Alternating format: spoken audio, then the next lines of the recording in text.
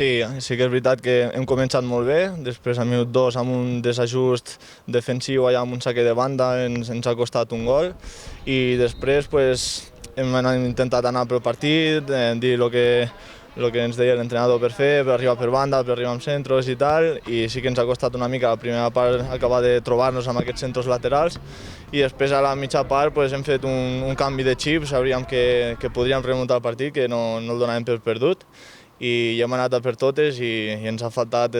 l'últim pas per acabar per endur-nos els 3 punts. Sí, o sigui, entre tots, o sigui, hem sigut els jugadors, l'entrenador ens ha donat 4 consignes per acabar d'ajustar-nos bé dins del camp i entre nosaltres, sobretot, doncs, ens hem donat un cop de mà, o sigui, ens hem posat les piles i llavors hem anat a per totes, hem fet 4 ajustos i després hem anat a per ells i mira, doncs, ens hem acabat endunt un empat que bueno, mai ho donem per bo, però bueno, abans que una derrota